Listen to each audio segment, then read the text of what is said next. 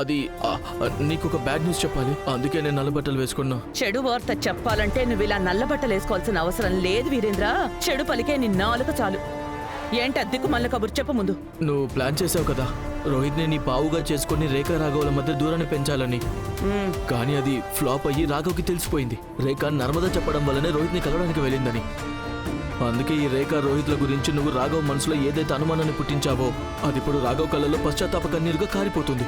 వాడు మోకాళ్ళ మీద కూర్చొని మరీ ఏడుస్తాడు, క్షమాపణ చెప్తాడు, రేఖని ఒప్పిస్తాడు.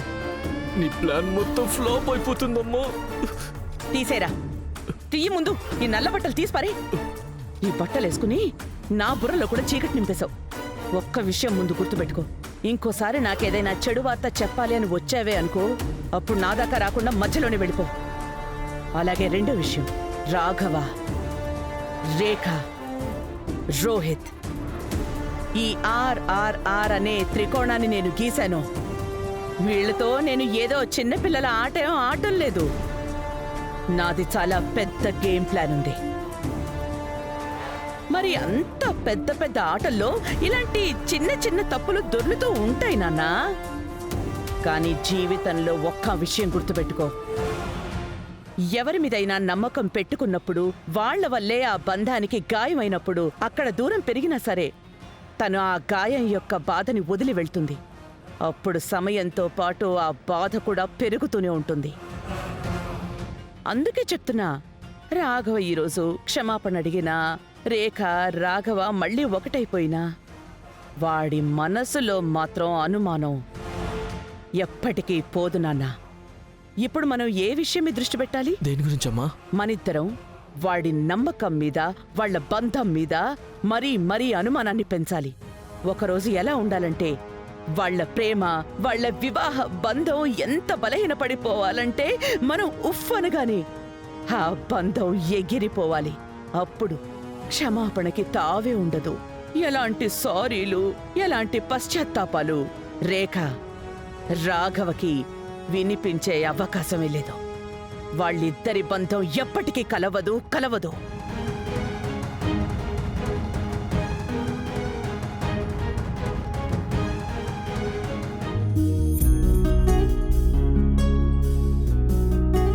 ఈ చున్నీ ఈ డ్రెస్కి మ్యాచ్ అవ్వట్లేదు.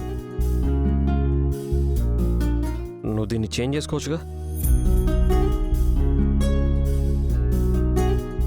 నా సొంతిల్లు కట్టుకున్నప్పుడు మీ దగ్గర సలహా తీసుకుంటాను. మీ ఫ్యాషన్ అడ్వైజులు నాకేం అక్కర్లేదు. కానీ నువ్వు నీకోసం సొంత ఇల్లు కట్టుకోవడం ఎందుకు? ఐ మీన్, ఇక్కడ ఇంత పెద్ద ఇల్లు నీకోసం సరిపోవట్లేదా? ఇక్కడ ఏ లోటు లేదు, కానీ అప్పుడప్పుడు ఇక్కడ ఊపిరాడదు.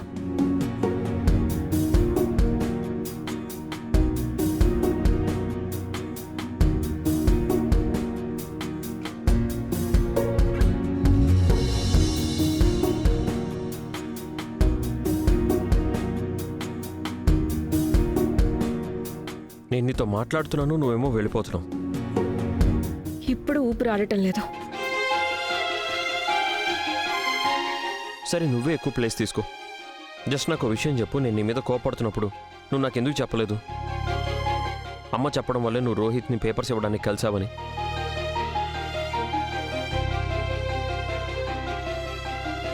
ఏంటి రేఖ, ఏం చేస్తున్నావు? అరే, ఏం చేస్తున్నావు?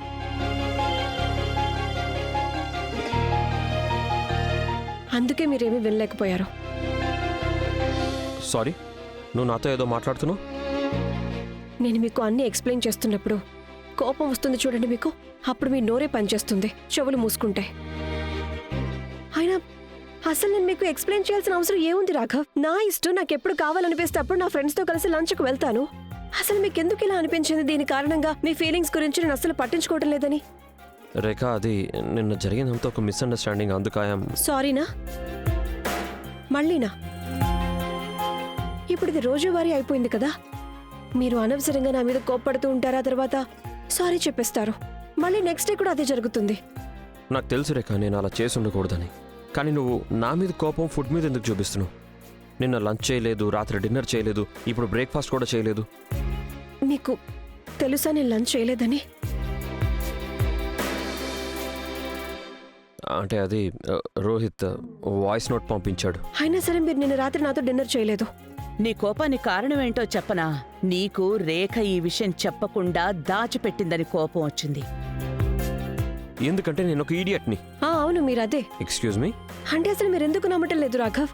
నేను ఎప్పటికీ మిమ్మల్ని బాధ పెట్టే విధంగా అసలు ఏమీ చేయటం లేదు. ఇంత టైం గడిచిపోయింది, మీకు ఇంకా అర్థం కావడం లేదా?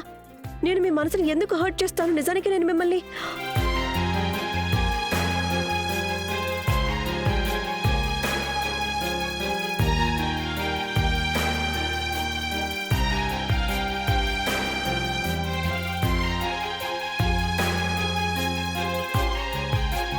నేను మిమ్మల్ని ఏంటి? నాకు లేట్ అవుతుంది. అండ్ రేఖా, ఈ చున్నీ నీ డ్రెస్కి అస్సలు బాగాలేదు. అండ్ దీనికోసం నేనేం ఫ్యాషన్ ఎక్స్పర్ట్ అవ్వాల్సిన అవసరం కూడా లేదు.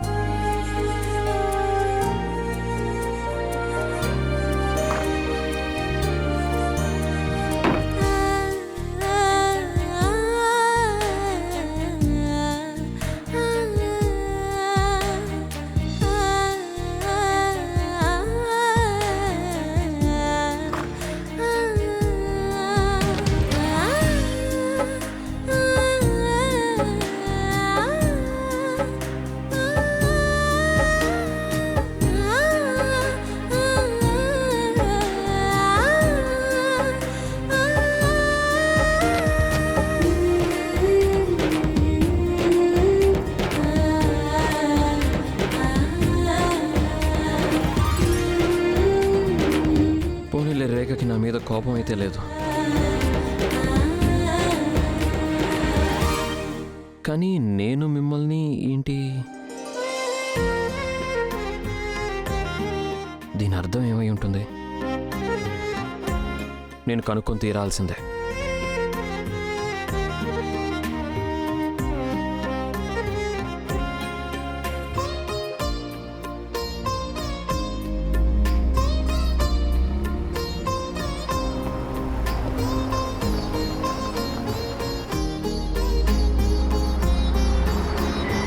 కార్లో కూర్చో, నేను నిన్ను డ్రాప్ చేస్తాను. నా అంతటి నేనే వెళ్ళిపోతాను.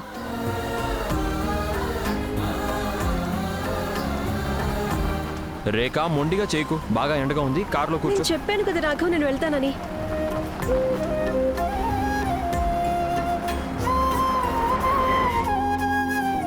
నువ్వు ఇలా చెప్తే వినేలాలేవు. నిన్ను బలవంతంగా కారులో ఎక్కించి తీరాలి. నువ్వు మొండిదానివైతే నేను నీకంటే చాలా మొండోడిని. ఏంటి మీరు చేస్తున్నది రాఘవ్? నిజంగానే మీ ఈగో కంటే కూడా మీకేది ముఖ్యం కాదు కదా? అన్నా, ఈ మనిషి నన్ను ఫాలో అవుతున్నాడు, ప్లీజ్ నన్ను సిటీ సెంటర్లో డ్రాప్ చేయండి. రేఖ, ఎందుకు ఇలా పిచ్చిగా ప్రవర్తిస్తున్నావు? ఏదో చెప్తూ ఆగిపోయావు నేను మిమ్మల్ని అని. ఆ తర్వాత ఏంటి? అన్నా పదండి. నీకు సిగ్గు అనిపించడం లేదు? ఒంటరి ఆడపిల్లని చూసి ఏడిపిస్తున్నావా? ఏడిపించడం? తను నా భార్య. ఇంకా ఆపు నీ వెధవేషాలు. పోలీసులను పిలిస్తే నీ తిమ్మిరి మొత్తం వదిలిపోతుంది. మీరు కరెక్ట్ గా చెప్పారు, మీరు పదండి.